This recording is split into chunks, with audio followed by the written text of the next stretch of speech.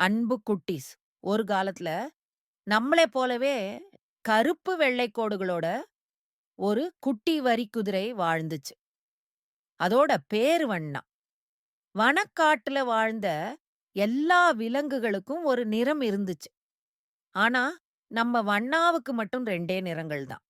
வண்ணாவுக்கு தன்னோட கருப்பு வெள்ளை கோடுகள் ரொம்ப பிடிச்சாலும், மத்த விலங்குகளப் போல தனக்கும் ஒரு புது நிறம் வேணும்னு ஆசைப்பட்டுச்சு. ஒரு நாள் அதோட ஆசை இன்னும் அதிகமாக காட்டுக்குள்ள இருக்கிற மாயாஜால பூவ தேடி புறப்பட்டுச்சு. போற வழியில பளபளக்கும் செடிகள் நிறைந்த ஒரு இடத்துக்கு போச்சு. ஒவ்வொரு செடியும் குட்டி குட்டி வெளிச்சமா மின்னிக்கிட்டு இருந்துச்சு. அங்க ஒரு வயசான வரிக்குதிரை ஞானத்தோட காத்திருந்துச்சு. அந்த வயசான வரிக்குதிரை வண்ணாவ பார்த்து சிரிச்சுச்சு.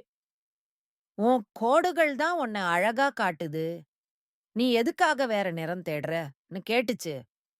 அப்பதான் வண்ணாவுக்கு புரிஞ்சுது. இந்த நிறங்கள் தான் அதோட சிறப்பு. வண்ணாவுக்கு சந்தோஷம் தாங்க முடியல. மாயாஜால பூவோட உதவி தேவையில்லைன்னு முடிவு பண்ணுச்சு. புதுசா வந்த தன்னம்பிக்கையோட தன் கூட்டத்த தேடி திரும்பி போச்சு.